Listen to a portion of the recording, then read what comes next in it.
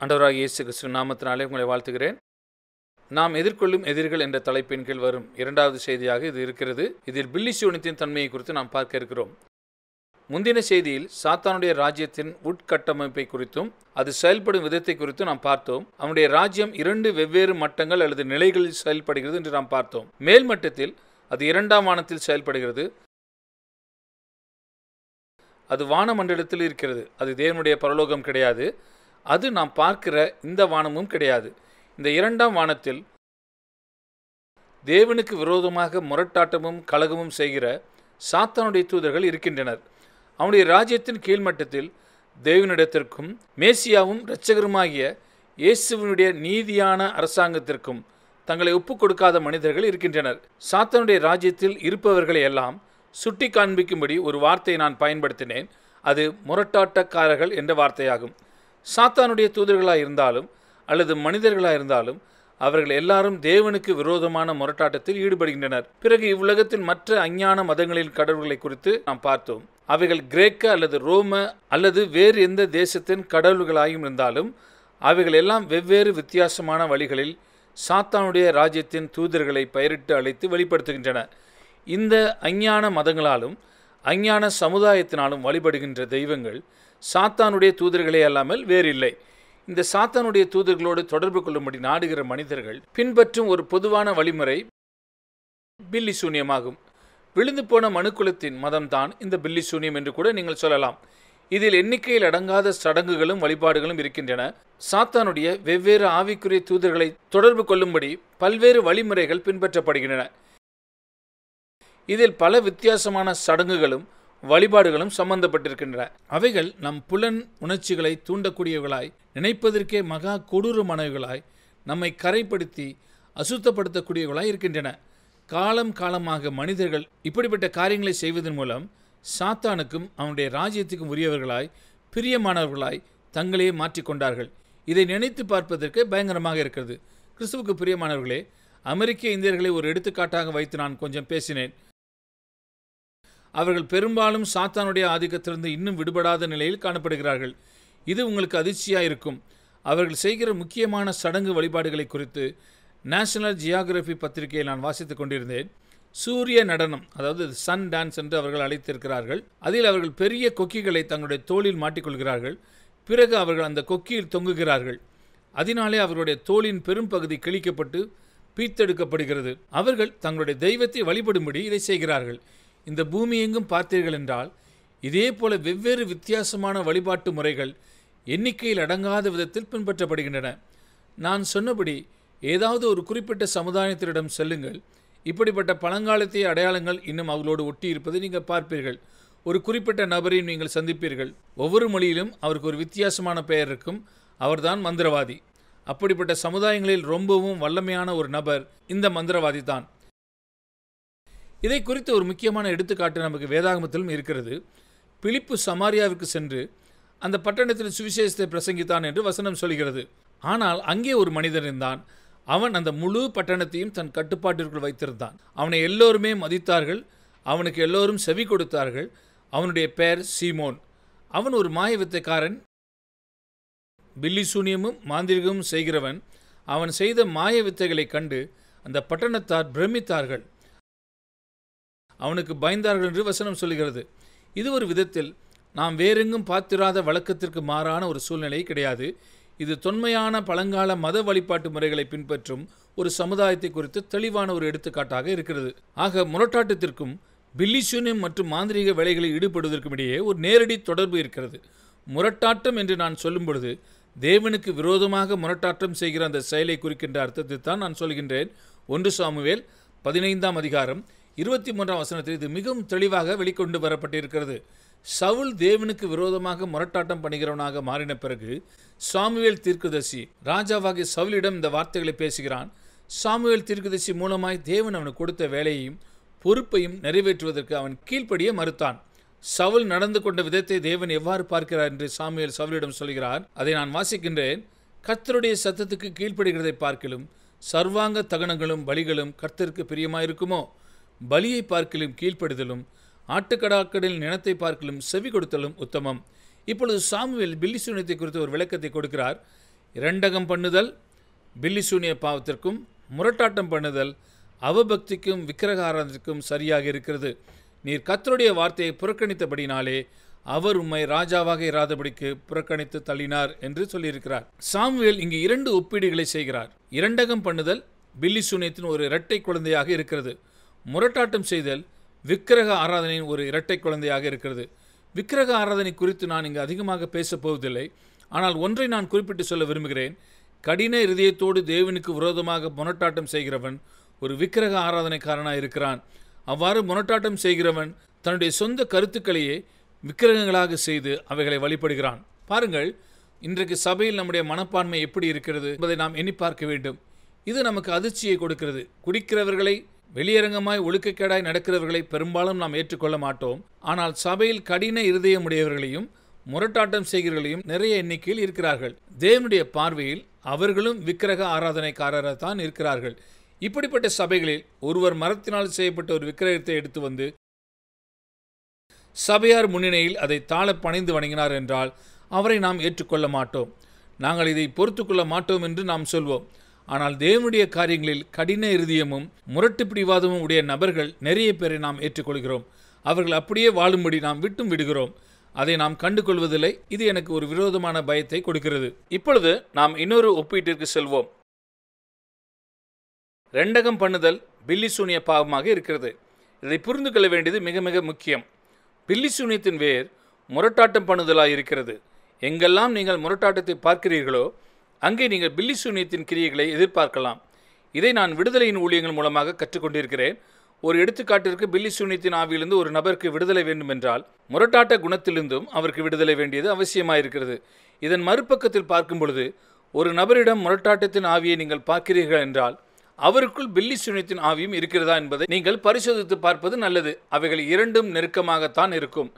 இது எப்படி நடக்கிறது என்பதை எளிமையாக நான் உங்களுக்கு விளக்கி காண்பிக்க விரும்புகிறேன். பாருங்கள், முரட்டாட்ட குணம் தேவனுக்கே உரிய நியாயமான அதிகாரத்தை முகமுகமாய் எதிர்த்து நிற்கிறது.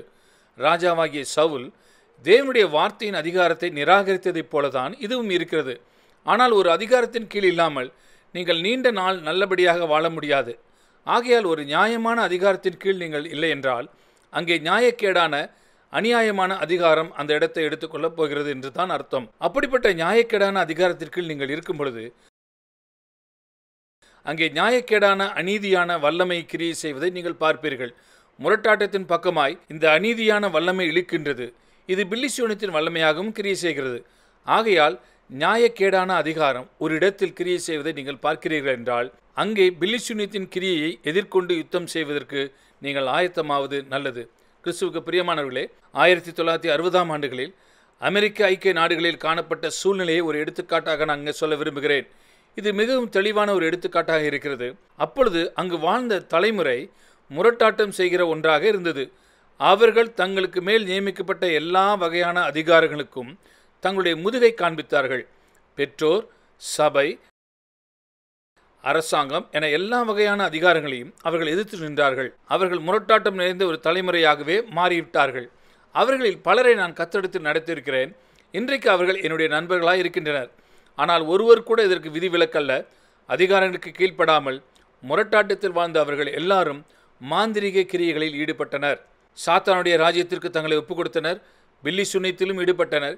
இது பொல்லாத ஆவிக்குரிய அனுபவத்தின் ஒரு தொடர் நிகழ்வாய் ஒரு வரிசையாய் இருக்கிறது. கடின இருதயத்தோடு தனக்கு மேல் நியமிக்கப்பட்ட அதிகாரங்களுக்கு கீழ்ப்படியாமல் தொடர்ந்து வாழ்ந்து கொண்டே போகும் பொழுது பில்லிசூனியத்தினுடைய வல்லமையின் கீழ் இன்றோ அல்லது என்றாவது ஒரு நாள் வரப்போவது நிச்சயம். ஒரு நிமிடம் சவுல் ராஜாவுடைய எடுத்துக்காட்டுக்கு நாம் திரும்ப செல்வோம். அந்த சம்பவம் உங்களுடைய நினைவில் இருக்கிறதா? பிடிக்கப்பட்ட எல்லா விலங்குகளையும் கொல்ல வேண்டும் என்ற சாமுவேலின் கட்டளையை சவுல் மீறினார். ஆனால் அவைகளை தேவனுக்கு உகந்த சிறந்த பலியாக செலுத்தும்படியே கொல்லாமல் அப்படியே விட்டு வைத்திருக்கிறேன் என்று அவன் சொல்கிறான். தேவன் சொல்லுகிறார், எனக்கு உன்னுடைய பலிகளில் விருப்பமில்லை. காரணம் அது உன்னுடைய கீழ்ப்படியாமலிருந்து வருகிறது. பாருங்கள், ஒரு கட்டத்தில் சவுல் அஞ்ஞானம் பார்க்கிறவர்களையும் பில்லிசூனியத்தில் ஈடுபடுகிறவர்களையும் தேசத்தில் இராதபடி நிர்மூலமாக்கியிருந்தான். ஆனால் அவனுடைய மரணத்துக்கு முன்பு வேறு எந்த நம்பிக்கையும் இல்லாத ஒரு நிலையில் கடைசி முயற்சியாக ஒன்றை அவன் செய்கிறான். அவனால் தேவனுடைய சத்தத்தை கேட்க முடியவில்லை. அந்த நேரத்தில் அவன் குறி சொல்கிற ஒரு பெண்ணை நாடி செல்கிறான். இது ஒரு விபத்தாக திடீரென்று நடந்துவிடவில்லை. முன்கூட்டியே அவன் செய்த கீழ்ப்படியாமையின் பின்விளைவாக இப்பொழுது அது நடந்திருக்கிறது. இதை நான் வலியுறுத்தி சொல்ல விரும்புகிறேன். முரட்டாட்டம் எங்கே இருக்கிறதோ அங்கு இன்றோ அல்லது என்றாவது ஒரு நாள் பில்லி சூனியத்தின் கிரியை காணப்படும். இன்னொரு குறிப்பையும் நான் இங்கு சொல்ல விரும்புகிறேன்.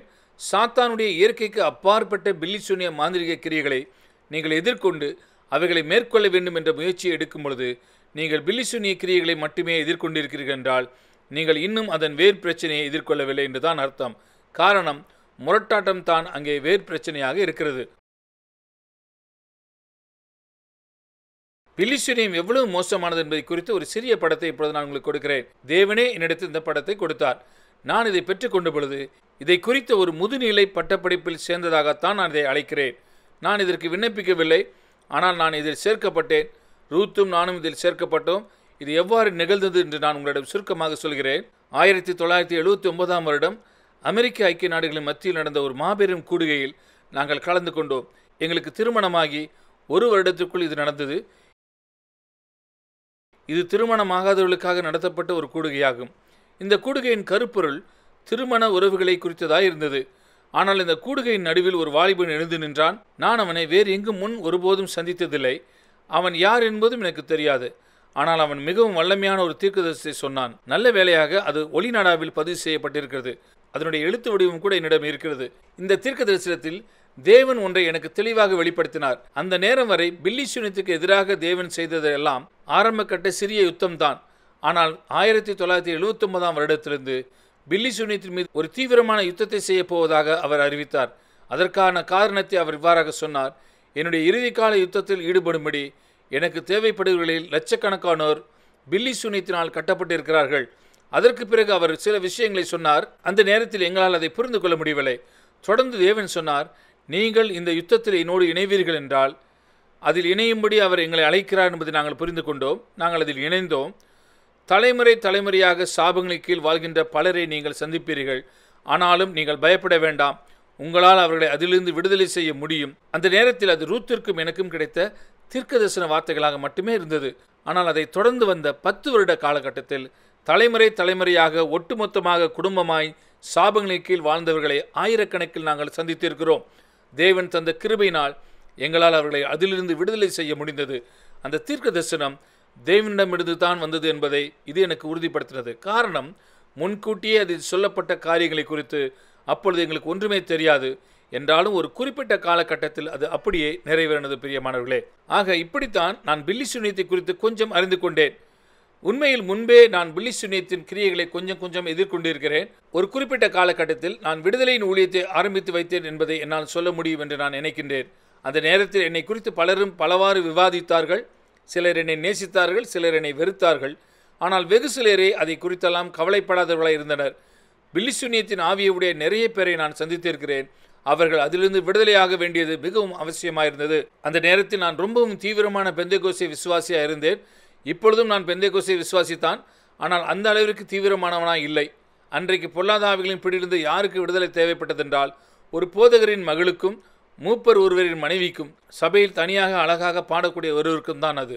அதாவது விடுதலை என்பது யாருக்கு தேவைப்படாது என்று நினைக்கிறோமோ அவர்களுக்கு தான் விடுதலை தேவைப்பட்டது. இது மெய்யாகவே என்னை கவலைப்படுத்தினது. தேவனே, தவறான ஒன்றை நான் செய்துவிடக்கூடாது, தயவு செய்து எனக்கு அதை உறுதிப்படுத்தும் என்று நான் ஜெபித்தேன். பில்லி சூனியம் என்றால் என்ன என்பதை எனக்கு தெளிவுபடுத்தும் என்று நான் தேவனிடம் கேட்டேன். அப்பொழுது அவர் எனக்கு கொடுத்த பதில் இதுதான் என்று நான் விசுவாசிக்கிறேன்.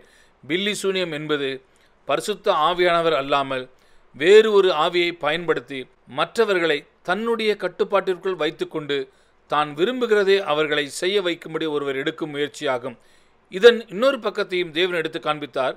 அவர் சொன்னார், ஒருவர் ஒரு ஆவியை பயன்படுத்துகிறார் என்றால் அது நிச்சயம் பரிசுத்த ஆவியானவராக இருக்க முடியாது. காரணம், பரிசுத்த ஆவியானவர் தேவனாய் இருக்கிறார். தேவனை ஒருவரும் தன்னுடைய தனிப்பட்ட நோக்கத்துக்கென்று பயன்படுத்திக் கொள்ள முடியாது. இப்பொழுதும் நான் திரும்பவும் அந்த முதல் பகுதியை சொல்கிறேன்.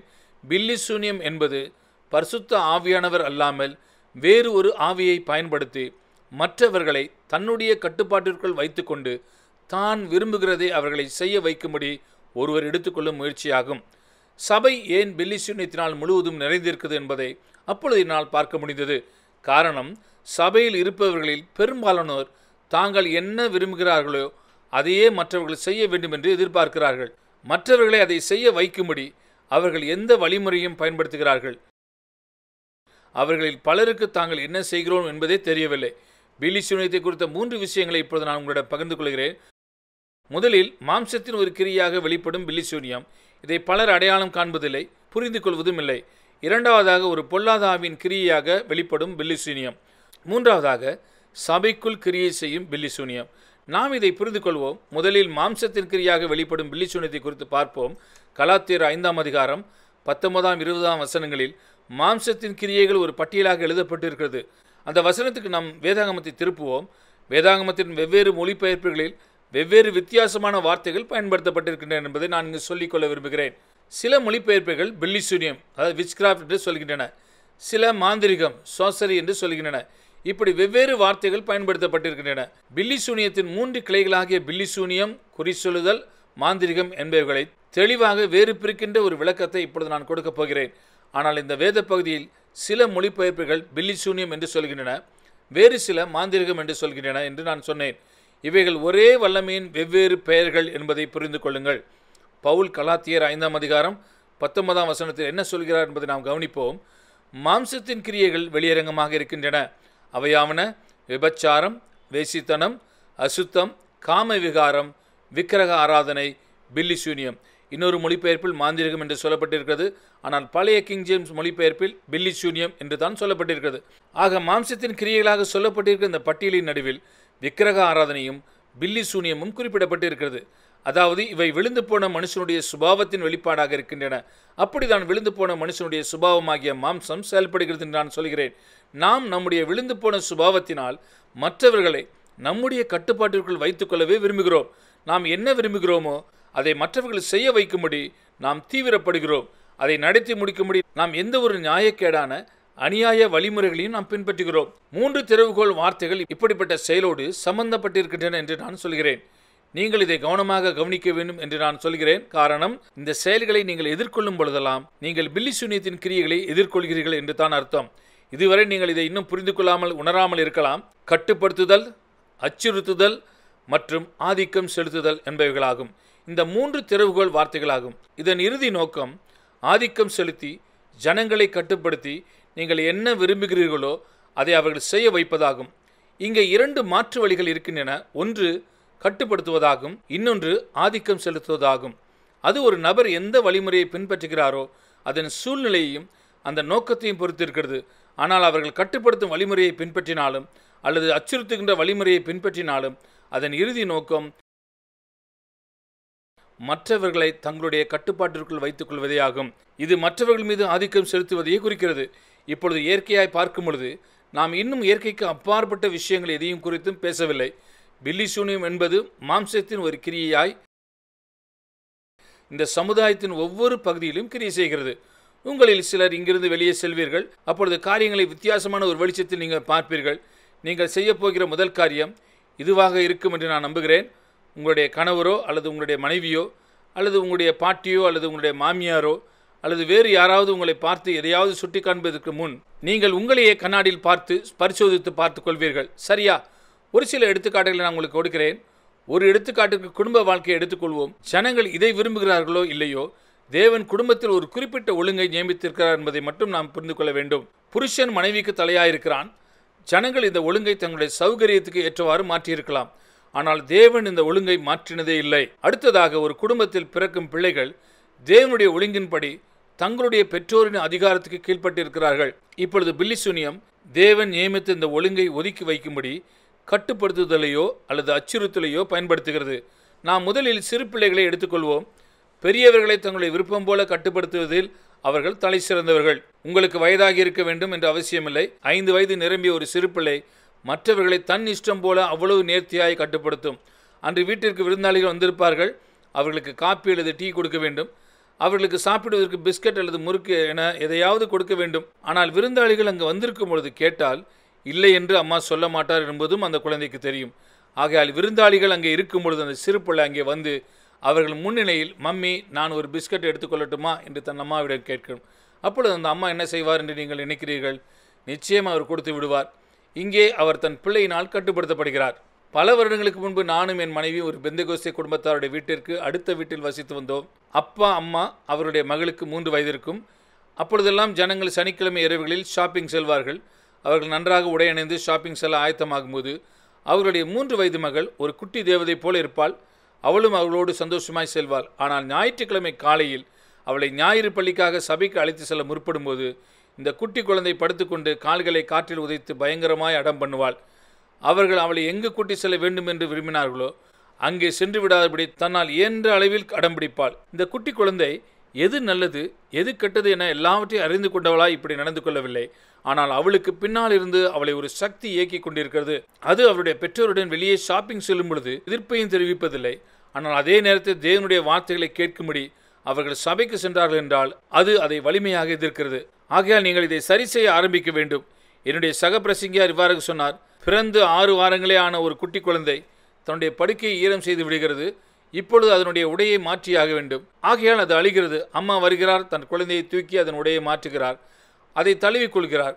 அந்த குழந்தைக்கு அது பிடித்திருக்கிறது. அடுத்த முறை அந்த தாயின் அணைப்பு தனக்கு வேண்டுமென்று அது நினைக்கும் பொழுதெல்லாம் அது அழுகிறது. தன் படுக்கை ஈரமானாலும் ஈரமாகவில்லை என்றாலும் அது அழுகிறது.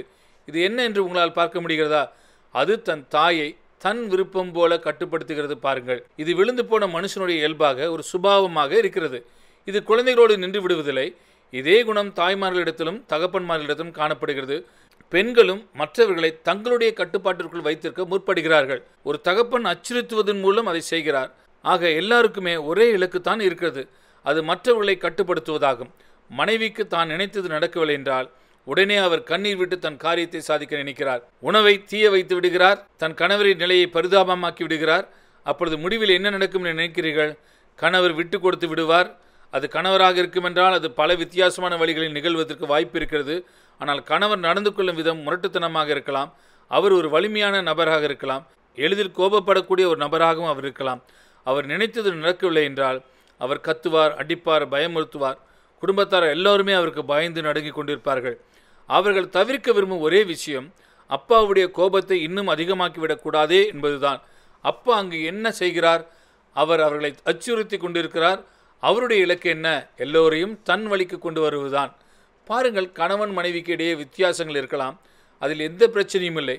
அவர்கள் தேவனை நாடி தேடி ஜெபத்தோடு நேருக்கு நேராய் உட்கார்ந்து இந்த வித்தியாசங்களை பேசி சரி செய்து கொள்ள வேண்டும். இதுதான் தேவனுடைய ஒழுங்காய் இருக்கிறது.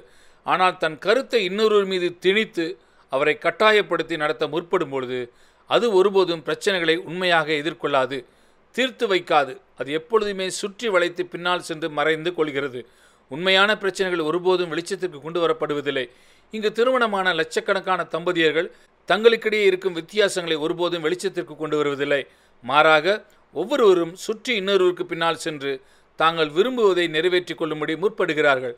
அதுதான் தான் நினைத்ததை முடிக்கும்படி இன்னொருவரை தன் கட்டுப்பாட்டிற்குள் வைத்துக் கொள்ளும் ஒரு முயற்சியாகும். கிறிஸ்துவுக்கு பிரியமானவர்களே, இப்பொழுது சபையை எடுத்துக்கொள்வோம். சபையில் மற்றவர்களை கட்டுப்படுத்துகிற விஷயத்தை குறித்து பேச வேண்டும் என்றால் அதற்கு பல எடுத்துக்காட்டுகளை சொல்லலாம். பெந்தேகோஸ்தே சபையை நாம் எடுத்துக்கொள்வோம். பெந்தேகோஸ்தே விசுவாசிகளை குறித்து தெரியாத விஷயம் நிறைய இல்லை என்று தான் நான் சொல்வேன். அதாவது நான் முதலில் ஒரு ஆங்கிலிக்கனாக இருந்தேன், இப்பொழுது நான் ஒரு பெந்தேகோஸ்தே கிறிஸ்தவனாக இருக்கிறேன். அவர்கள் எவ்வாறு செயல்படுவார்கள் என்பது எனக்கு தெரியும் என்று தான் அடிப்படையில் நான் நினைக்கிறேன். ஆங்கிலிக்கன் சபையார் இப்பொழுது எவ்வாறு செயல்படுகிறார் என்பது ஒருவேளை எனக்கு தெரியாமல் இருக்கலாம். ஆனால் எப்படியோ பெந்தேகோஸ்தே சபையை குறித்து எனக்கு தெரியும். ஒரு சிறிய பெந்தேகோஸ்தே சபையை நாம் எடுத்துக்கொள்வோம். அங்கு ஒரு இளம் போதகர் இருக்கிறார். முதல் முறையாக அவர் சபையின் போதகராக இருக்கிறார். அந்த சபையில் 100 ஜனங்கள் தான் இருக்கிறார்கள். அவர் கொஞ்சம் பயப்படுகிறார், நடுக்கத்துடன் காணப்படுகிறார். அங்கு 2 ஆவிக்குரிய சகோதரிகள் இருந்தனர். அவர்கள் ஏதோ என்ற அளவில் அல்ல, சூப்பர் ஆவிக்குரிய சகோதரிகளாக இருந்தனர். சபையை எப்படி கட்டுப்படுத்தி நடத்த வேண்டும் என்பதை அவர்கள் நன்கு அறிந்து வைத்திருந்தனர். ஆனால் அவர்கள் அதை ஜெபத்தோடு செய்யவில்லை. அதை குறித்து போதகரோடு கலந்து பேசுவதும் இல்லை. அவர்களில் ஒருவர் அந்நிய பாஷைகளில் பேசுவார், இன்னொருவர் அதற்கு வியாக்கியானம் அல்லது அர்த்தம் சொல்வார். அவர்கள் இருவரும் சேர்ந்து சபை போதகர்கள் என்னவெல்லாம் செய்ய வேண்டும் என்று சொல்லிவிடுவார்கள். இப்படியெல்லாம் நடக்காது என்று நீங்கள் நினைக்கிறீர்களா? இது நிச்சயம் நடக்கும் என்று நான் சொல்கிறேன். இது என்ன? இதுதான் தன் இஷ்டப்படி மற்றவர்களை கட்டுப்படுத்தி நடத்துவதாகும். மேனிப்புலேஷன் என்று சொல்வார்கள். இன்னும் பல இடங்களில் இது நடக்கிறது. தொழில் செய்பவர்கள் ஒருவரை ஒருவர் தங்கள் இஷ்டம் போல கட்டுப்படுத்தி நடத்தி தாங்கள் நினைத்ததை சாதித்து விடுகிறார்கள். முதலாளி தன் செயலாளரை கட்டுப்படுத்தி நடத்துகிறார், அல்லது செயலாளராக இருக்கும் ஒரு பெண் தன் முதலாளியை கட்டுப்படுத்தி நடத்துகிறார். இந்த மாலை நேரத்தில் இப்படி பேசும்படி நான் நிறைய நேரத்தை எடுத்துக்கொள்ள முடியாது. ஆனால் ஒன்றை புரிந்து கொள்ளுங்கள், நான் பேசிக்கொண்டிருக்கிற விஷயம் விழுந்து போன மனுஷனுடைய சுபாவத்தை குறித்ததாக இருக்கிறது. இது மாம்சத்தின் ஒரு கிரியாக வெளிப்படும் பில்லி சூனியமாக இருக்கிறது. தான் நினைத்ததை சாதிக்கும்படி மற்றவர்களை கட்டுப்படுத்தி நடத்துதல் மற்றவர்களை அச்சுறுத்துதல், இன்டிமிடேட் என்று சொல்வார்கள். மற்றவர்கள் மீது தன் ஆதிக்கத்தை செலுத்துதல் என்ற இந்த 3 விஷயங்களும் பில்லி சூனியத்தின் தனி அடையாளங்களாக இருக்கின்றன. நான் இதை சொல்ல விரும்புகிறேன். எங்கெல்லாம் நீங்கள் இந்த விஷயங்களை பார்க்கிறீர்களோ அங்கே அவைகளின் பின்னணியில் பில்லி சூனியத்தின் வல்லமை இருக்கிறது. உங்களுடைய கண்கள் திறக்கப்படும் பொழுது நீங்கள் இதை எளிதாய் மேற்கொண்டு ஜெயிப்பீர்கள். பில்லி சூனியத்தில் காணப்படும் ஒரு பொதுவான தந்திரம் உங்களை குற்ற உள்ளவர்களாக உணர வைப்பதுதான். நான் வியாதிப்பட்டிருந்த பொழுது நீங்கள் ஏன் என்னை பார்க்க வரவில்லை, நான் தனியாக ரொம்பவும் கஷ்டப்பட்டேன் என்று உங்களை குற்றப்படுத்தி பேசுவார்கள். உங்களுக்கு நிறைய வேலைகள் இருந்தது என்று உண்மையை அவர்கள் ஒருபோதும் கண்டு கொள்வதே இல்லை. நான் இதை கற்றுக்கொண்டேன். என்னை குற்றப்படுத்தும்படி இவ்விதத்தில் ஒருவர் என்னை பார்த்து பேசுகிறார் என்றால் உடனே நான் நின்று, இப்பொழுது இவர் மூலமாய் எது கிரியை செய்து கொண்டிருக்கிறது என்ற ஒரு கேள்வியை பாருங்கள். பரிசுத்த ஆவியானவர் ஒருவரையும் குற்ற உணர்வோடு உணர வைப்பதில்லை என்பதை வேத வசனத்திலிருந்து நான் புரிந்து கொள்கிறேன். அவர் பாவத்தை குறித்தும் நீதி மற்றும் நியாய தீர்ப்பை குறித்தும் உணர்த்துகிறார். குறிப்பிட்ட சில விஷயங்களை அவர் தம்முடைய விரல்களினால் சுட்டி காண்பித்து, நீ இதை தவறாக செய்துவிட்டாய், நீ இப்படித்தான் இதை செய்திருக்க வேண்டும், இப்பொழுது நீ மனம் திரும்பி இதை சரி செய்து கொள் என்று தான் சொல்கிறார். ஆனால் குற்ற உணர்வுக்கு ஒரு முடிவே இருக்காது. நான் போதுமான அளவுக்கு செய்திருக்கிறேனா, இன்னும் நான் நிறைய செய்ய வேண்டுமா, நான் எதையாவது தவறாக செய்துவிட்டானா, சபையில் அவர் ஏன் என்னுடன் பேசுவது இல்லை, இப்படிப்பட்ட பதில் தெரியாத கேள்விகள் உங்களுக்குள் எழும்பி உங்களை குற்றப்படுத்தி கொண்டே இருக்கும். பிரியமானவர்களே, பில்லி சூனியம் செய்கிற இன்னொரு கிரியை இது. மற்றவர்கள் உங்களை ஏற்றுக்கொள்வதும் அவர்களுடைய கருத்து மிகவும் முக்கியம் என்று அது உங்களை உணர வைக்கும்படி முயற்சிக்கும். நீ இதை செய்யவில்லை என்றால் நான் உன்னை ஏற்றுக்கொள்ள மாட்டேன் என்று ஒருவர் உங்களை பார்த்து சொல்வார். அவர் அதை நேரடியாக சொல்லவில்லை என்றாலும் அவருடைய வார்த்தைகளின் மறைமுக அர்த்தம் அதுவாகத்தான் இருக்கும். திரும்பவும் சொல்கிறேன், இப்படிப்பட்ட ஒன்றை நான் எதிர்கொள்ளும் பொழுது எனக்கு நானே கேட்டுக்கொள்ளும் கேள்வி இதுதான்: இவர் என்னை ஏற்றுக்கொள்வது என்பது எனக்கு அவ்வளவு முக்கியமான ஒரு விஷயமா? இவர் என்னை கட்டுப்படுத்தி நடத்தும்படி நான் இடம் கொடுக்க போகிறேனா? இந்த கேள்விக்கு என் பதில் இதுதான்: இல்லை, எனக்கு இது அவ்வளவு முக்கியமே இல்லை. இந்த ஒரு முடிவுக்குத்தான் நான் வருவேன். நாம் தொடர்ந்து செல்வோம். இதோடு தொடர்புடைய ஒரு வசனத்துக்கு செல்வோம். யாக்கோபு 1ஆம் அதிகாரம் 14ஆம் வசனத்தை நாம் வாசிப்போம். அதிகாரத்திற்கான, மற்றவர்களை கட்டுப்படுத்துவதற்கான அறிவை பெற்றுக்கொள்வதற்கான ஆசை ஒவ்வொரு மனிதனுக்குள்ளும் ஒரு தீவிரமான இச்சையாய் வேரூன்றி இருக்கிறது. நமக்குள் இருக்கும் இந்த இச்சையை பயன்படுத்தி பிசாசு நம் மீது ஆதிக்கம் செலுத்துகிறான். அதை தான் யாக்கோபு சொல்கிறார். நாம் அதை வாசிக்கலாம். அவனவன் தன் தன் சுய இச்சையினால் இழுக்கப்பட்டு சிக்குண்டு சோதிக்கப்படுகிறான். ஆக அதிகாரத்தை எப்படியாவது பெற்றுவிட வேண்டும், மற்றவர்களை கட்டுப்படுத்த வேண்டும், மற்றவருடைய பாராட்டை பெற்றுவிட வேண்டும், நிறைய அறிவை பெற்றுக்கொள்ள வேண்டும் என்ற ஒரு தீவிரமான இச்சை உங்களுக்குள் இருக்கிறது. அது நம் எல்லோருக்குள்ளும் இருக்கிறது. அது நாம் பிறந்த பொழுதிலிருந்தே நம்மோடு கூடவே இருக்கிறது. ஆனால் சாத்தானான் அதை பயன்படுத்திக் கொள்ள முடியும் என்றால் அவன் நம்மை தன்னுடைய கட்டுப்பாட்டின் கீழ் கொண்டு வந்து விடுவான். இன்றைக்கு இந்த தேசத்தில் மந்திரவாத கிரியைகளில் எத்தனை பேர் ஈடுபடுகிறார்கள் என்று உங்களால் எண்ணிவிட முடியாது. இன்றைக்கு இந்த தேசத்தில் மாந்திரிக கிரியைகளில் குறைந்தபட்சம் 75% பேர்களாவது ஈடுபடுகிறார்கள் என்பதை என்னால் நிச்சயமாக சொல்ல முடியும். இதற்காக சாத்தான் என்ன உள்நோக்கத்தை பயன்படுத்துகிறான்? அதிகாரத்திற்கான இச்சை, மற்றவர்களை கட்டுப்படுத்துவதற்கான இச்சை, அறிவை அடைவதற்கான இச்சை. மனுக்குலத்தை பிரச்சனைக்குள் முதலில் தள்ளிவிட்ட விருப்பம் எது? இதை எப்பொழுதாவது சிந்தித்து பார்த்திருக்கிறீர்களா? ஆதாம் எதை விரும்பினான்? ஒரு வார்த்தையில் பதில் சொல்லுங்கள்: அறிவு. சரியாக சொன்னீர்கள். நியாயக்கேடான தவறான வழியில் அறிவை அடையும்படி அவன் நாடின பொழுது அவன் சாத்தானுக்கு அடிமையாக மாறிப்போனான். அறிவை குறித்த இச்சையினால்தான் எண்ணிக்கையில் அடங்கா ஜனங்கள் மாந்திரிக கிரியைகளுக்குள் வஞ்சிக்கப்பட்டு இழுக்கப்படுகிறார்கள். மரித்து போன என் மகன் இப்பொழுது எங்கே இருப்பான் என்ற கேள்வி சிலருக்குள் இருக்கிறது. இதை அறியும்படி அவர்கள் என்ன செய்கிறார்கள்? இறந்து போனவருடைய ஆவிகளுடன் பேசுகிற நபர்களிடம் செல்கிறார்கள். எனக்கு ஒரு நல்ல திருமண வாழ்க்கை அமையுமா என்ற கேள்வி சிலருக்குள் இருக்கிறது. ஆக அதற்கு அவர்கள் என்ன செய்கிறார்கள்? அவர்கள் ஒரு ஜோசியரிடம் செல்கிறார்கள். இதுதான் அவருடைய உள்நோக்கமாக இருக்கிறது. இந்த உள்நோக்கத்தை வைத்து தான் சாத்தான் தனக்கு சாதகமாக பயன்படுத்திக் கொள்கிறான். அடுத்ததாக இப்பொழுது நாம் பில்லி சூனியத்தை ஒரு ஆவிக்குரிய வல்லமையாக பார்ப்போம். இயற்கைக்கு அப்பாற்பட்ட ஒன்றை குறித்து இப்பொழுது நாம் பேசப் போகிறோம். இது மனுஷனுடைய வல்லமையை காட்டிலும் அதிகமானது. இயற்கைக்கு அப்பாற்பட்ட அனைத்துமே தேவனிடமிருந்து வருவதில்லை என்பதை இந்த நேரத்தில் நாம் புரிந்து கொள்ள வேண்டியது மிக மிக முக்கியமானதாக இருக்கிறது. அதில் நிறைய சாத்தானிடமிருந்து வருகின்றது. இயற்கைக்கு அப்பாற்பட்டவர்கள் அனைத்தும் 2 பேரிடமிருந்து மட்டுமே வருகின்றன என்று நான் விசுவாசிக்கின்றேன்: தேவன் அல்லது சாத்தான். தேவனிடமிருந்து வராத இயற்கைக்கு அப்பாற்பட்ட எந்த ஒரு வல்லமையும் சாத்தானிடமிருந்து தான் வருகின்றது. நான் இதை முன்பே சொன்னேன். தேவனுடைய ராஜ்யம் ஒளியின் ராஜ்யமாக இருக்கிறது. தேவனுடைய ராஜ்யத்தில் நீங்கள் எங்கு இருக்கிறீர்கள் என்பது உங்களுக்கு தெரியும். ஆனால் சாத்தானுடைய ராஜ்யம் இருளின் ராஜ்யமாக இருக்கிறது. இங்கு எது உங்களை கட்டுப்படுத்தி எது உங்களை நடத்தி கொண்டிருக்கிறது என்பது உங்களுக்கே தெரியாது. இதில் 3 முக்கியமான கிளைகள் இருக்கின்றன என்று ஆங்கில மொழி இதை குறித்து நாம் விளக்கி சொல்லலாம். ஒன்று பில்லி சூனியம், இரண்டாவது குறி சொல்லுதல், மூன்றாவது மந்திரவாதம் என்பவைகளாகும். இவை ஒவ்வொன்றையும் குறித்து நான் உங்களுக்கு ஒரு சிறிய படத்தை கொடுக்கும்படி முயற்சிக்கின்றேன். அவை இயற்கைக்கு அப்பாற்பட்ட விதத்தில் சாத்தான் கிரியை செய்கிற அந்த முழு களத்தையும் நமக்கு எடுத்து காண்பிக்கும் என்று நான் நினைக்கின்றேன். முதலில் பில்லிசூனியம் என்பது வல்லமையான ஒரு ஆயுதமாக இருக்கிறது. அதிலிருந்து மோசமான அழிவை உண்டாக்கும் வல்லமை வெளிப்படுகிறது. அது சாபங்கள் மூலமாகவும் சாபங்களை பேசுவதன் மூலமாகவும் கிரியை செய்கிறது. சாபங்கள் மகா மோசமான அழிவை உண்டாக்கக்கூடிய பில்லிசூனியத்தின் ஒரே வல்லமையான ஆயுதமாக இருக்கிறது என்று நான் நினைக்கின்றேன். இது பழங்காலத்தில் செயல்படுத்தப்பட்ட ஒரு வழக்கமாக இருக்கிறது. என்னாகமம் 22ஆம் அதிகாரத்தில் வாசித்து பாருங்கள். பீலேயாம் என்ற ஒரு மந்திரவாதியை நாம் அங்கு பார்க்கிறோம். பீலேயாம் என்பவனை எப்படிப்பட்டவன் என்று வகைப்படுத்தி சொல்வது மிகவும் கடினம். அப்படிப்பட்ட ஒரு நபர்தான் அவன். இன்றைக்கும் அவனை போன்றவர்களை நாம் எதிர்கொள்கிறோம். காரணம், இயற்கைக்கு அப்பாற்பட்டவைகள் வரக்கூடிய 2 வழிகளுக்கும் தன் வாசலை அவன் திறந்து வைத்திருக்கிறான். அவனை போன்றவர்கள் நிறைய பேர் இருக்கிறார்கள். அவர்களை புரிந்து கொள்வது என்பது மிகவும் கடினம். காரணம், அவர்கள் சில நேரங்களில் சரியாக நடந்து கொள்வார்கள், சில நேரங்களில் தவறாக நடந்து கொள்வார்கள். ஒரு மனுஷன் தேவனுக்கு மட்டுமே தன் வாசலை திறந்து வைத்திருக்கிறான் என்றால் அவன் எப்பொழுதுமே சரியாகத்தான் நடந்து கொள்வான். மாறாக ஒரு மனுஷன் தன் வாசலை சாத்தானுக்கு மட்டுமே திறந்து வைத்திருக்கிறான் என்றால் அது தவறு. ஆனால் சிலர் இருக்கிறார்கள், அவர்கள் சில நேரங்களில் தங்கள் வாசலை தேவனுக்கு திறந்து வைத்திருப்பார்கள், மற்ற நேரங்களில் சாத்தானுக்கு திறந்து வைத்திருப்பார்கள். இப்படிப்பட்டவர்கள் எல்லா சபைகளிலும் இருக்கிறார்கள். இவர்களை புரிந்து கொண்டு இவர்களோடு பழகுவது என்பது மிக மிக கடினம். இப்படிப்பட்டவர்களை சபையில் நடத்த வேண்டும் என்றால் அந்த போதகருக்கு அதிகாரமும் தைரியமும் இருதயத்தில் உள்ளவைகளை பார்க்கக்கூடிய திறனும் வேண்டியதாக இருக்கிறது என்று நான் உங்களிடம் சொல்கிறேன். மோவாபியரிடம் ராஜாவாகிய பாலாக் பீலேயாம் என்ற மந்திரவாதியிடம் ஒன்றை சொல்கிறான். என்னாகமம் 22ஆம் அதிகாரம் 10ஆம் வசனத்திலே பாலாக் என்ன திட்டத்தோடு தன்னிடம் வருகிறான் என்பதை பீலேயாம் தேவனிடம் விளக்கி சொல்கிறான். பீலேயாம் தேவனை நோக்கி, சிப்போரின் குமாரனாகிய பாலாக் என்னும் மோவாபின் ராஜா அவர்களை என்னிடத்துக்கு அனுப்பி, பூமியின் விசாலத்தை மூடுகிற ஒரு ஜனக்கூட்டம் எகிப்திலிருந்து வந்திருக்கிறது. யார் இந்த ஜனங்கள்? இஸ்ரவேல் ஜனங்கள். சரியான பதில் சொன்னீர்கள். ஆகையால் நீ வந்து எனக்காக அவர்களை சபிக்க வேண்டும். அப்பொழுது நான் அவர்களை யுத்தம் பண்ணி ஒருவேளை அவர்களை துரத்தி விடலாம் என்று சொல்ல சொன்னான் என்றான். வேதாகமத்தின் காலகட்டங்களில் இது வழக்கமாக பின்பற்றி வந்த ஒரு வழிமுறையாக இருக்கிறது.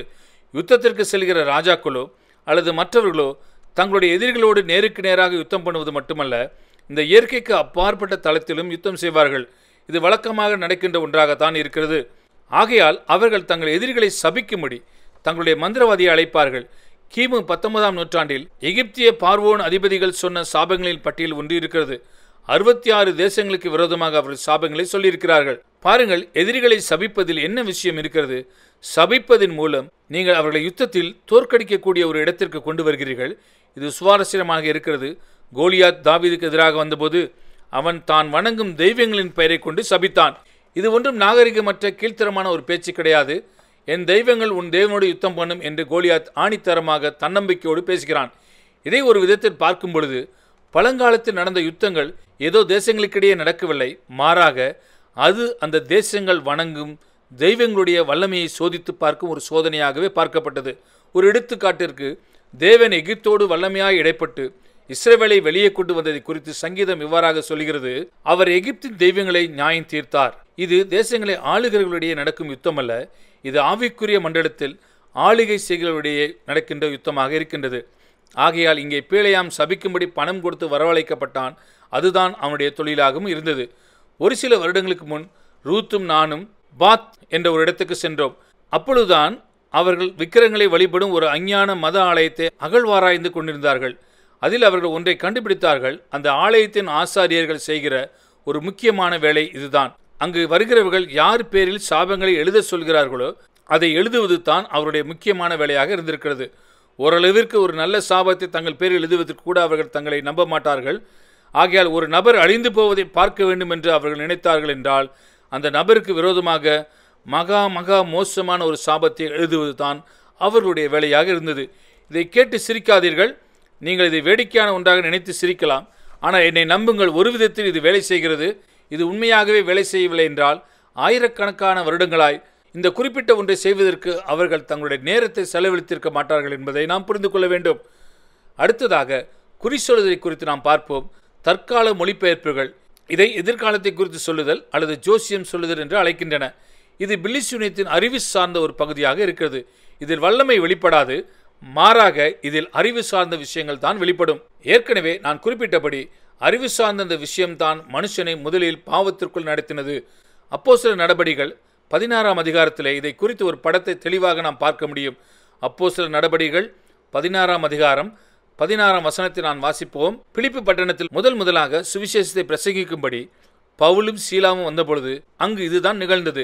நாங்கள் ஜெபம் பண்ணுகிற இடத்துக்கு போகையில் குறி சொல்ல ஏவுகிற ஆவியை கொண்டிருந்து குறி சொல்லுகிறதினால் தன் எஜமான்களுக்கு மிகுந்த ஆதாயத்தை உண்டாக்கின ஒரு பெண் எங்களுக்கு எதிர்பட்டாள்.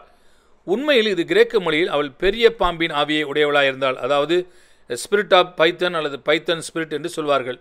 வேறு வார்த்தைகளில் சொன்னால் அது ஒரு பாம்பின் ஆவியாக இருந்தது.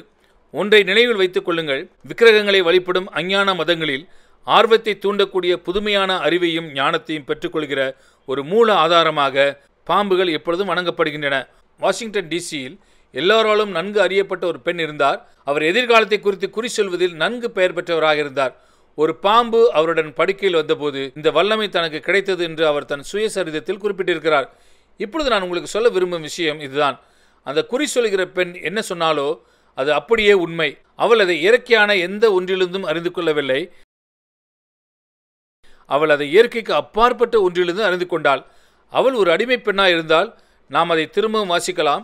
நாங்கள் ஜெபம் பண்ணுகிற இடத்துக்கு போகையில் குறி சொல்ல ஏவுகிற ஆவியை கொண்டிருந்த குறி சொல்லுகிறதுனால் தன் எஜமான்களுக்கு மிகுந்த ஆதாயத்தை உண்டாக்கின ஒரு பெண் எங்களுக்கு எதிர்பட்டாள். அதாவது அவள் ஒரு அடிமையாக இருந்தபடியால் லாபம் அவளுக்கு செல்லவில்லை, அது அவளுடைய எஜமான்களுக்கு சென்றது. அவள் பவுலையும் எங்களையும் பின்தொடர்ந்து வந்து இந்த மனுஷர் உன்னதமான தேவனுடைய ஊழியக்காரர், ரட்சிப்பின் வழியை நமக்கு அறிவிக்கிறவர்கள் என்று சத்தமிட்டாள். இது ஆச்சரியமாக இல்லையா? இது அப்படியே உண்மையாக இருந்தது. நான் சில நேரங்களில் இதை வேடிக்கையாக இப்படி சொல்லியிருக்கிறேன்.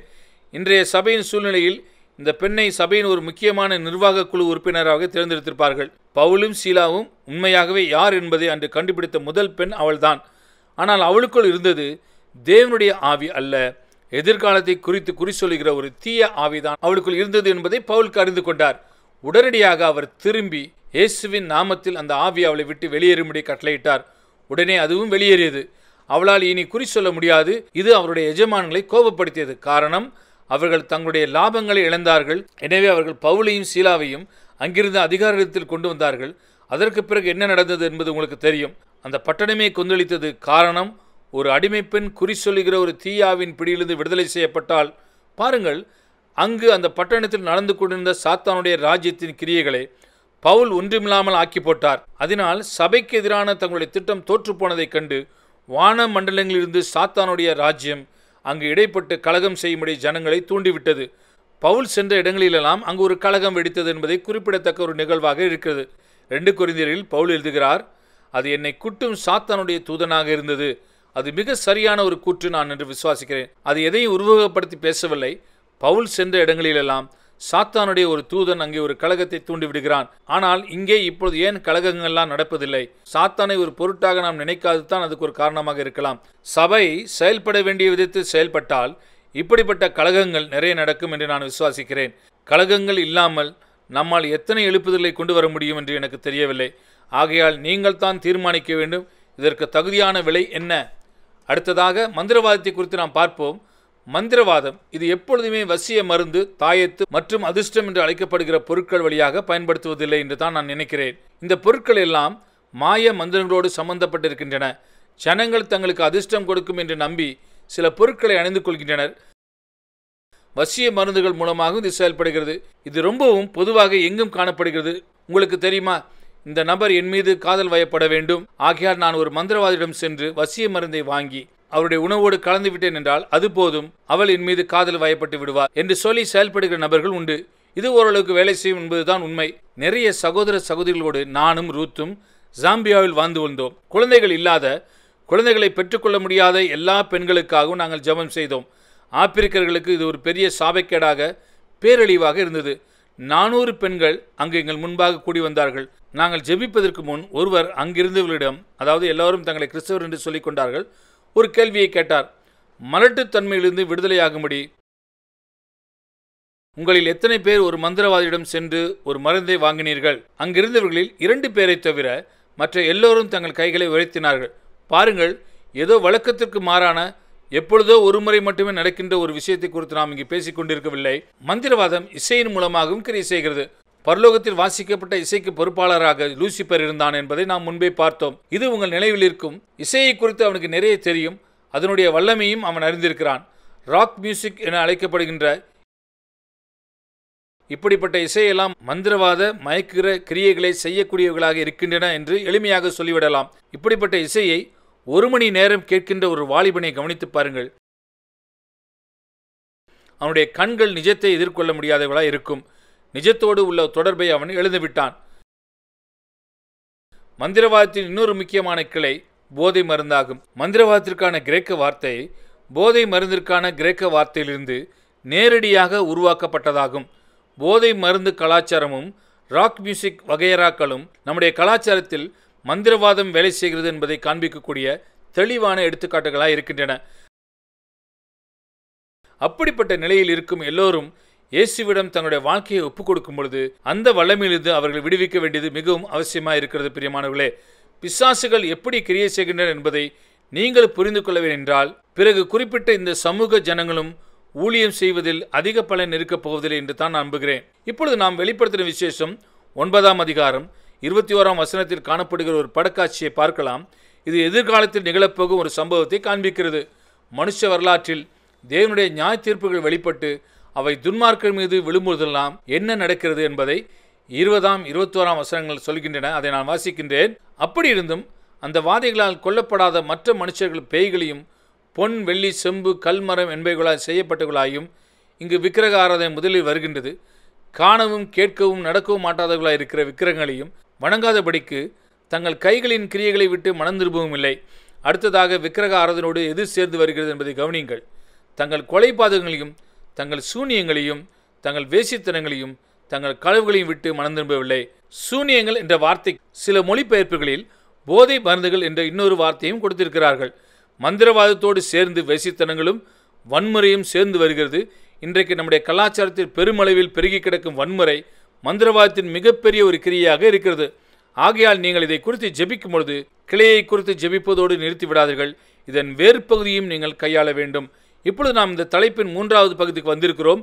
சபைக்குள் பில்லி சூனியம் அல்லது மந்திரவாதத்தின் கிரியைகளை குறித்து பார்க்க போகிறோம். மெய்யாகவே இங்கே என்ன நடக்கிறது என்பதை அறியாத சில கிறிஸ்தவர்கள் இதில் இருக்கிறார்கள்.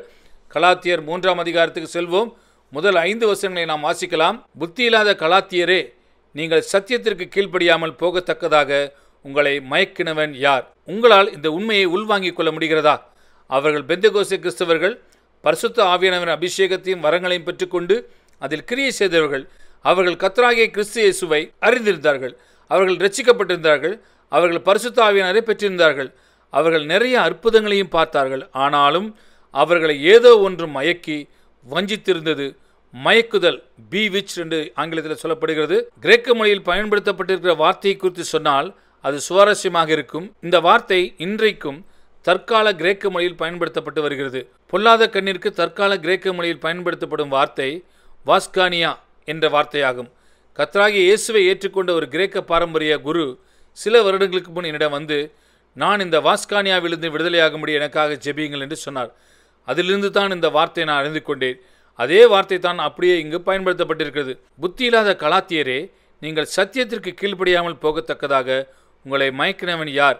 இயேசு கிறிஸ்து சிலுவையில் அறையப்பட்டவராக உங்கள் கண்களுக்கு முன் பிரத்யட்சமாய் உங்களுக்குள்ளே வெளிப்படுத்தப்பட்டிருக்கிறாரே என்று இந்த வார்த்தை சொல்லுகிறது. பில்லி சூனியம் அங்கே கிரியை செய்து கொண்டிருக்கிறது என்பதை பவுல் எப்படி அறிந்து கொண்டார்? அதற்கு என்ன ஆதாரம்? இதை நாம் புரிந்து கொள்ள வேண்டியது மிகவும் முக்கியம்.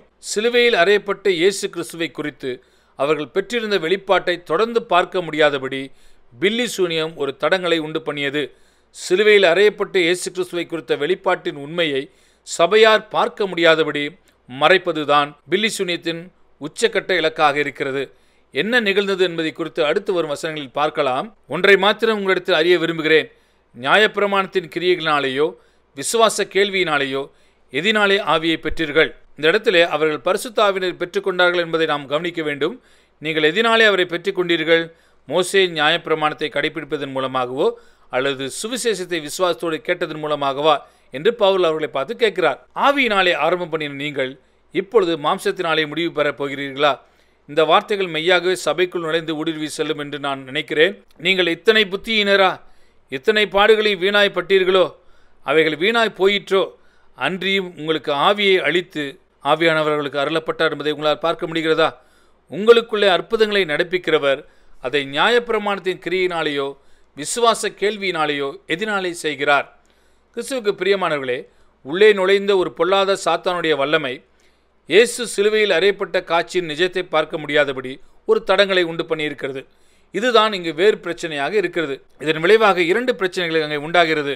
ஒன்று மாம்சீகமான வாழ்க்கை முறை, இன்னொன்று நியாயப்பிரமாணத்தை கடைபிடித்து தேவனோடு நீதியை அடையும்படி முயற்சிப்பதாகும். தேவனுடைய சித்தத்தை செய்யும்படி, தேவனை பிரியப்படுத்தும்படி, தேவனுடைய நீதியை அடைவதற்காக எல்லா வகையான பிரமாணங்களையும் கடைபிடிக்கும்படி அவர்கள் தங்களுடைய மாம்சீகமான முயற்சிகளுக்கு திரும்பி சென்று விட்டார்கள். கிறிஸ்து எதற்காக மரித்தார் என்பதையே, அந்த நோக்கத்தையே அவர்கள் மறந்து விட்டார்கள். அதன் விளைவாக கடைசியில் என்ன நடக்கும் என்பதை 10ஆம் வசனம் சொல்கிறது. நியாயப்பிரமாணத்தின் கிரியைக்காரராகிய யாவரும் சாபத்துக்குட்பட்டிருக்கிறார்கள்.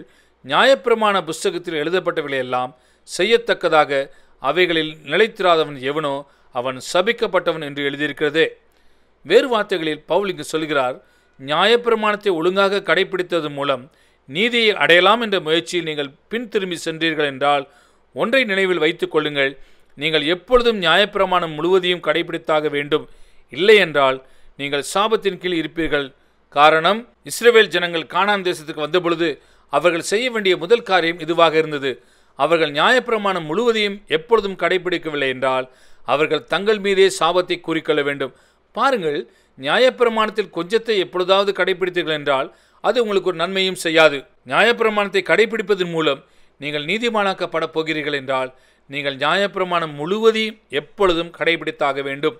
தேவனுடைய பார்வையில் நியாயப்பிரமாணத்தின் கிரியினால் நம்மில் ஒருவரும் ஒருபோதும் நீதிமானாக்கப்பட முடியாது.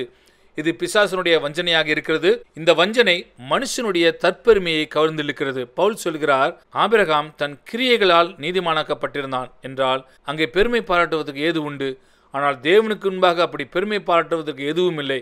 காரணம், வசனம் சொல்கிறது, ஆபிரகாம் தேவனை விசுவாசித்தான், அது அவனுக்கு நீதியாக எண்ணப்பட்டது. பாருங்கள், அடிப்படையில் நம் எல்லோருக்குமே பெருமை பாராட்டுவதற்கு ஏதாவது ஒன்று இருக்கும். ஏதோ ஒரு விதத்தில் நம்முடைய அண்டை வீட்டாரை காட்டிலும் நாம் கொஞ்சம் அதிக நீதி உள்ளவர்களாக இருக்கிறோம். நாம் கடைபிடிக்கும்படி நமக்கென்று சில சட்டத்திட்டங்களை வகுத்துக் கொள்கிறோம். அவை நம்மை நீதிமானாக்குகிறது என்று நமக்கு நாமே சமாதானம் சொல்லிக் கொள்கிறோம். பல வருடங்களுக்கு முன்பு பிரிட்டிஷ் இராணுவத்தில் நான் இருந்தபொழுது கர்த்தராகிய இயேசுவை அறிந்து கொண்டு ஏற்றுக்கொண்டேன். கர்த்தருக்கு சாட்சியாக நான் மாறினேன். காரணம், அங்கு என்னோடு இருந்த சக போர் வீரர்களை காட்டிலும் முற்றிலும் வித்தியாசமான ஒரு வாழ்க்கையை நான் வாழ்ந்தேன். அதனால் அவர்களில் நிறைய பேர் என்னிடம் வருவார்கள், என்னோடு பேசுவார்கள். இல்லை, நான் ஒரு மதவாதியாகி விடவில்லை, நான் ரட்சிக்கப்பட்டிருக்கிறேன் என்று தான் நான் அவர்களிடம் சொல்வேன். பிறகு நான் அவர்களிடம் ரட்சிப்பை குறித்து சொல்வேன். உடனே கிட்டத்தட்ட அவர்கள் எல்லோரிடமிருந்து வரும் முதல் பதில் இதுதான். அது என்ன என்று உங்களுக்கு தெரியுமா? அவர்கள் கடைபிடித்து வருகிற சட்ட திட்டங்களின் ஒரு சிறிய பட்டியலை என்னிடம் கொடுக்க ஆரம்பிப்பார்கள். ஒவ்வொருவரும் தன்னுடைய தனிப்பட்ட வாழ்க்கைக்கென்று ஒரு பட்டியலை ரெடியாக வைத்திருப்பார்கள். வேறு வார்த்தைகளில், நீதியை குறித்த தேவனுடைய நிபந்தனையை ஒரு மனுஷன் எதிர்கொள்ளும் பொழுது அவனிடமிருந்து வரும் முதல் பதில் இதுதான், நான் நியாயப்பிரமாணத்தை கடைபிடித்திருக்கிறேன். ஆனால் கிறிஸ்துவ மார்க்கம் சட்டத்திட்டங்களால் ஆனதல்ல. இதை நான் பல இடங்களில் சொல்லியிருக்கிறேன். சில நேரங்களில் நான் கிறிஸ்தவர்களை அதிர்ச்சிக்குள்ளாக்கி இருக்கிறேன். இதை நாம் சுருக்கிவிட்டோம் என்றால் சிலுவையின் தரிசனத்தை நாம் இழந்து விடுவோம், தேவனுடைய வல்லமையும் நாம் இழந்து விடுவோம். சாத்தான் ஏன் சிலுவையின் காட்சியை பார்க்க முடியாதபடி தடங்கள் உண்டு பண்ணுகிறான்? இதை குறித்து என் புரிந்து கொள்வதை நான் தருகிறேன். நான் இந்த உலகத்தின் பெரும்பாலான இடங்களுக்கு பிரயாணம் செய்திருக்கிறேன். பல்வேறு வித்தியாசமான பின்னணியை உடைய கிறிஸ்தவர்களுக்கு நான் ஊழியம் செய்திருக்கிறேன். அதன் அடிப்படையில் சபைக்கு 2 முக்கியமான தேவைகள் இருக்கிறது என்று நான் நினைக்கிறேன். இது என் தனிப்பட்ட கருத்து. முதல் தேவை, இயேசுவின் சிலுவை அதற்குரிய மையமான இடத்தில் திரும்பவும் வைக்கப்பட வேண்டும். காரணம், அது ஒன்றுதான் கிறிஸ்தவ மார்க்கத்தை மற்ற எந்த ஒரு மதத்திலிருந்தும் முற்றிலும் வித்தியாசப்படுத்தி வேறுபடுத்துகிறது. இதை போன்று வேறு எந்த ஒரு மதமும் இல்லை.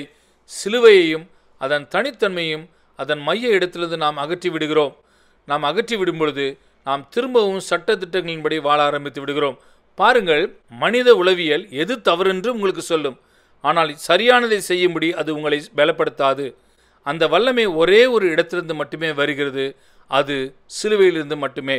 அதோடு தொடர்புடைய இன்னொரு பிரச்சனை இதுதான், சபையானது இயேசுவுக்கு அவருடைய தலைமைத்துவ இடத்தை திரும்பவும் கொடுக்க வேண்டும். காரணம், தேவன் இயேசுவை சபையில் எல்லாவற்றுக்கும் மேலான ஒரு தலையாய் வைத்திருக்கிறார். அடிப்படையில் பிரச்சனை என்னவென்றால், சபை இயேசுவினுடைய தலைமைத்துவத்தை இன்னும் அங்கீகரிக்கவில்லை. தலைதான் எல்லா தீர்மானங்களையும் எடுக்கிறது, சரீரம் அதை தொடர்கிறது. எத்தனை சபைகளில் பரிசுத்த ஆவியானவர் மூலமாய் இயேசுவை கொண்டு தீர்மானங்கள் மெய்யாகவே எடுக்கப்படுகிறது? எத்தனை சபைகளில் தீர்மானங்களை எடுப்பதற்காக இயேசு அங்கே மெய்யாகவே அழைக்கப்படுகிறார்? அவர் என்ன சொல்கிறார் என்பதை மட்டுமே நாம் கவனிக்க வேண்டும். அதில் என்ன பிரச்சனை இருக்கிறது?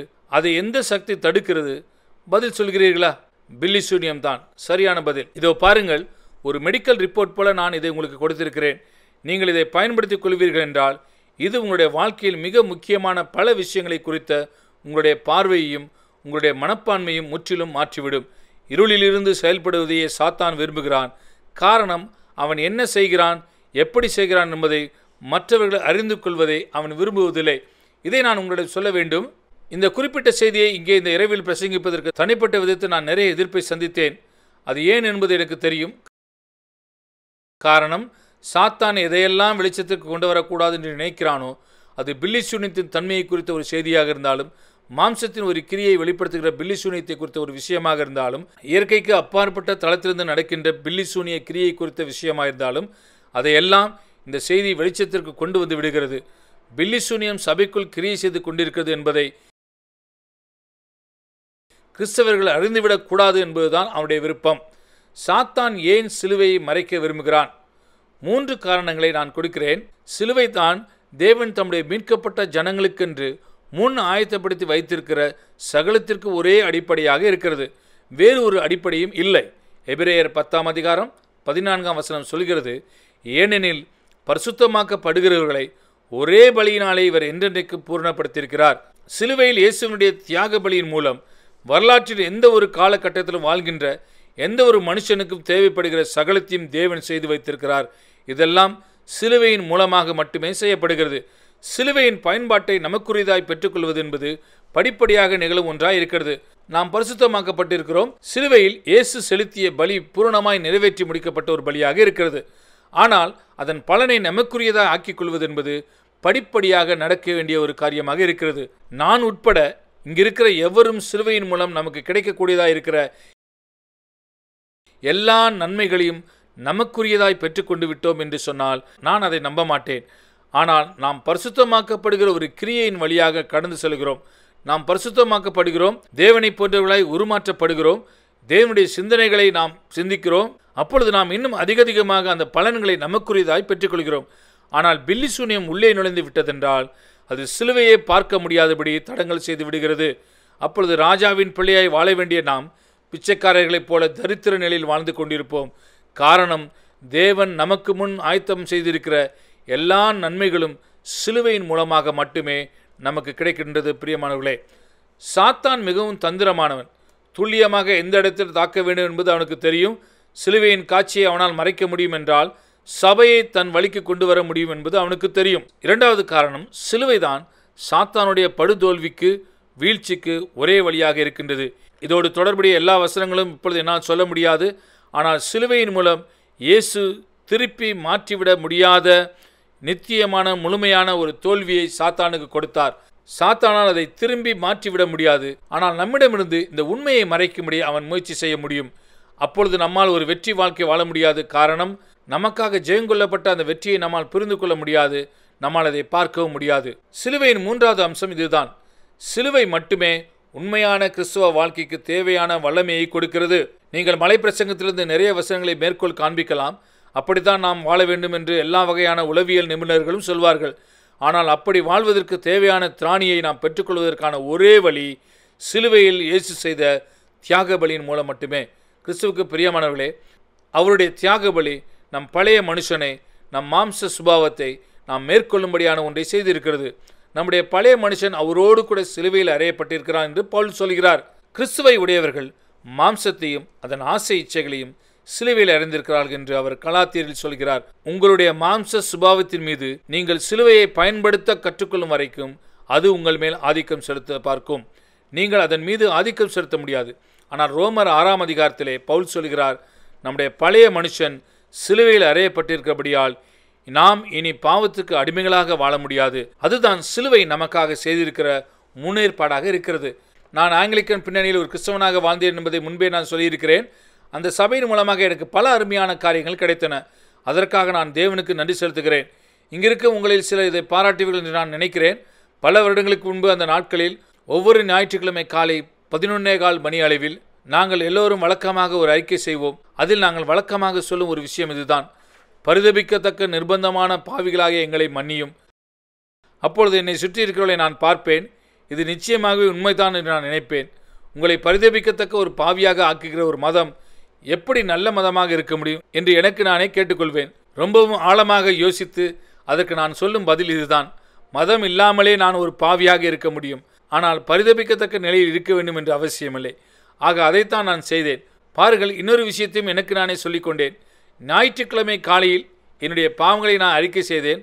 ஆனால் அதே பாவங்களை வருகிற வாரத்தில் நான் செய்யப்போகிறேன் என்பது எனக்கு தெரியும்.